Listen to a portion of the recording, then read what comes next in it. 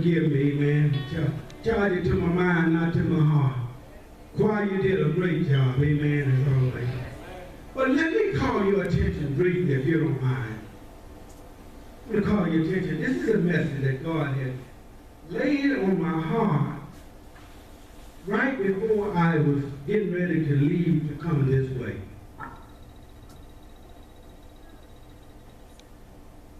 Look at your neighbor and say, you're not here today by accident.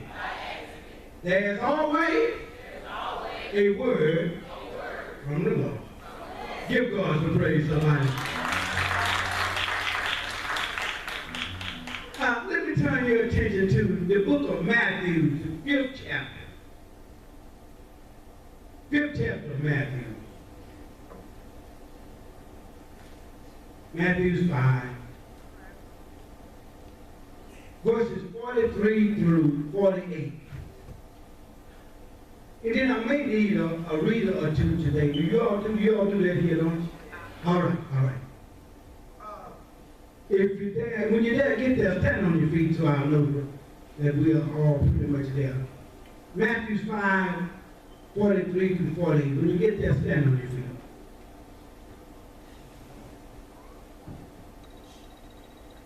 feet. Amen.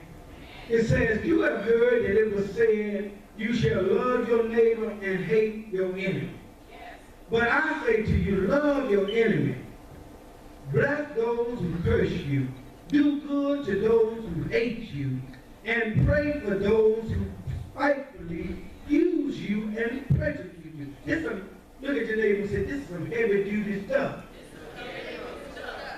That you may be the sons and daughters of your Father in heaven.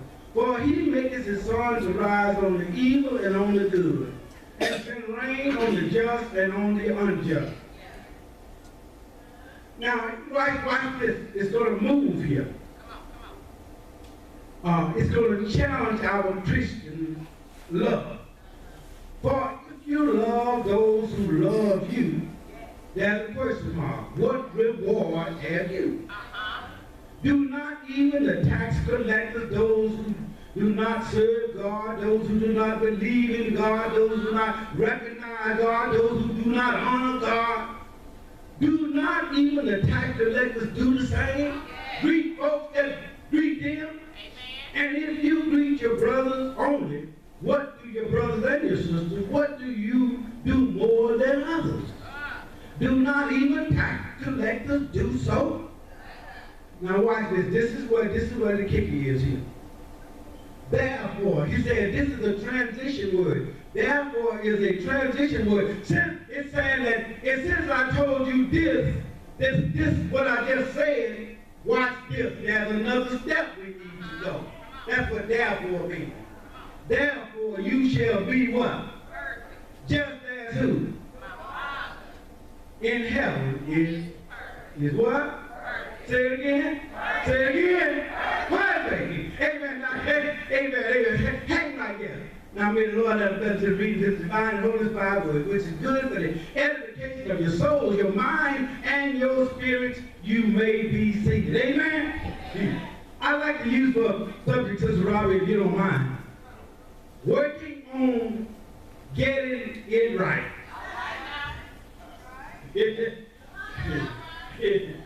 Look at your neighbor and tell him, I'm working on getting it right. Look at your neighbor on the other side and say, I got it. Working on getting it right. Amen. See,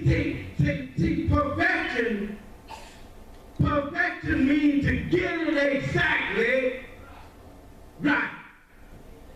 And God is telling us to get it exactly. Yeah, you don't see it with me. See, God is telling us to get it exactly right. He said, I want you to be. He said, I got it. And I want you to get it. But work on it and get it what? Somebody say, that's good. See, y'all know where I'm going with this thing here. Get it exactly right. See, God don't want us, he don't want us to be like the street folk. He don't want us to be like the folk who don't go to church. He don't want us to be like those who don't honor God. He don't want us to be like those who don't know what God's perfect will is.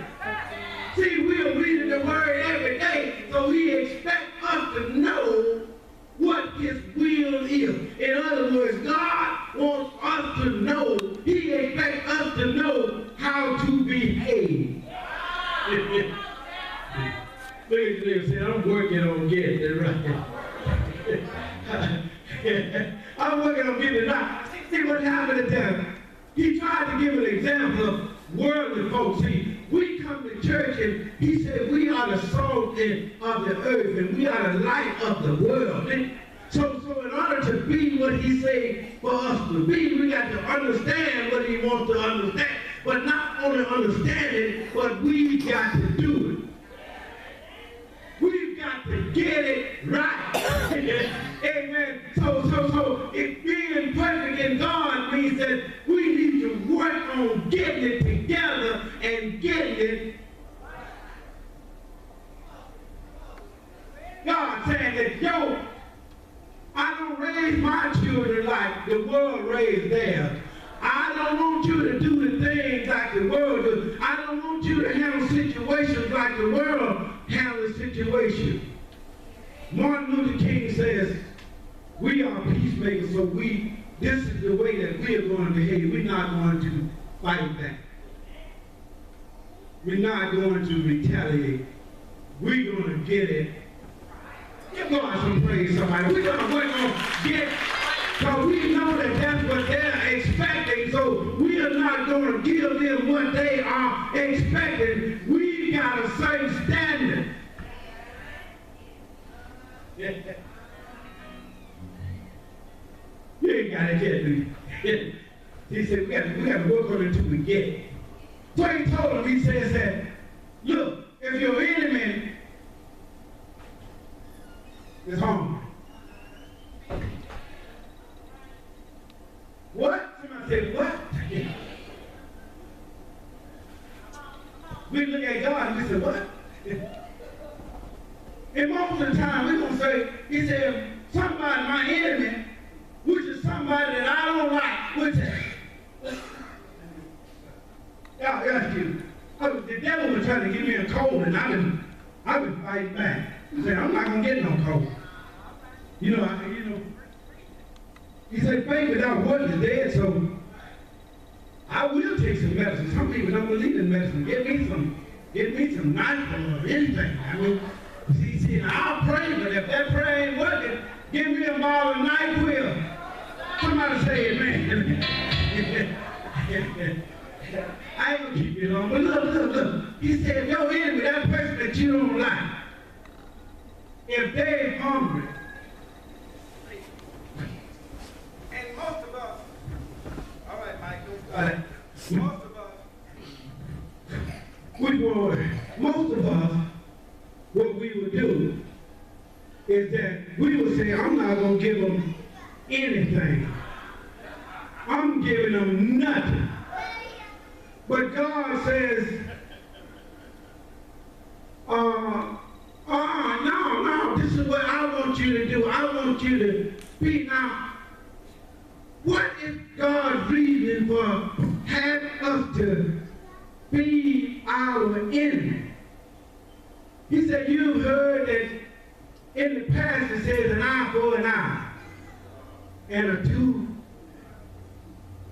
But Jesus said, but I say, no. I want you to rise above that.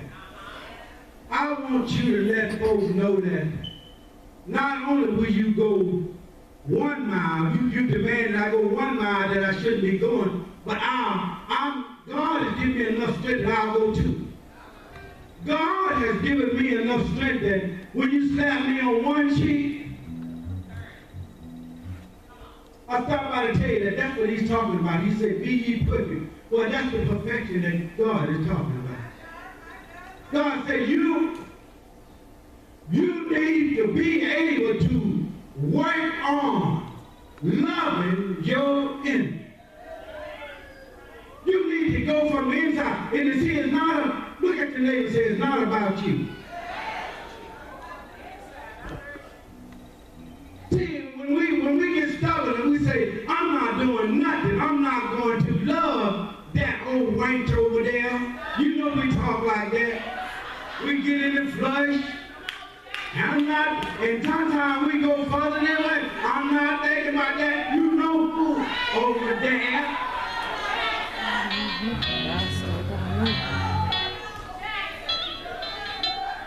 Hello, somebody. But when we get an attitude that I'm striving for perfection, I'm gonna let God use me, and I'm gonna work on it until I get it what? Are you all still what I'm saying? God is saying that look, this is what I'm saying. See, God is trying to set us up, church. He's saying, we got to get it right, we got to get serious. Let me show you what he's talking about when he's talking about perfection. How many of you all have been to the beautician? You go to the beautician, and if that beautician leaves one of your, if that beautician leaves one of your tracks laying crooked, and you look in the mirror, and she says she is finished, and you love her, you've been going to her for a long time, but you say, baby, you got to get it right. No, I can't. Oh, what about one of your eyelashes? If you were here, what about one of my eyelashes there? Look. Yeah, look, let's have a little fun with this. I went to my barber, he dead now, so to heaven, but I went to that rascal, and that rascal lied me. And he, men, we got our thing about our life, like you and I would have to go back a little bit. We don't want to tell nobody, but we got them to see hairline. Hey man, they go a little bit further back in our head. But look. He lined me way up here. And then I said, man, you messed my head up. And he said, oh boy, he slapped me upside the head and said, you can't live here like that.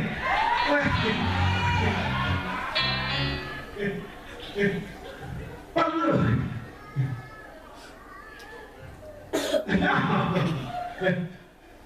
Church, God is saying, we need to look in the mirror. When we see something that's not right in our lives, he said, don't look in the mirror and see that your haircut is crooked or your eyelashes is hanging off to the side. And you go out in public looking like that. Listen, watch this. Representing who? Representing Christ. That's what it's all about, children. See, we're trying to get our lives right. We're getting it right because we represent who? So that's what he's saying, that you got to work on getting it right. Therefore, he's saying that if your enemy is like it, don't be like other people. You know your disposition, you know your behavior, that you got some ugly things inside of you. And when God sends us a test to straighten out those bad behaviors, those ugly ways inside of us, he's trying to tell us you need to, it's not your brother or your sister, but it's you. Stop pointing the finger at somebody else, but look at your own ugly ways. Don't look at your mom. It's not your mom. It's not your pastor. It's not the deacons or the ushers. But look inside of yourself and find out those imperfect things inside. aside and get it right. Because all of us are talking about get it right, church, and let's go home. If we don't have our behavior intact when Christ comes back, we're not going with Christ. He's not interested in taking no ugly ways that we can hide from each other.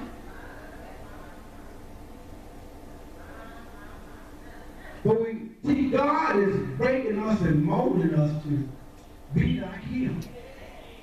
In some of our ways, we just don't want to change. We say, you know, we use the old adage, I've been this way all the time. And I'm not getting ready to change yet. I've been this way. Well, that's the problem. So God will praise Him.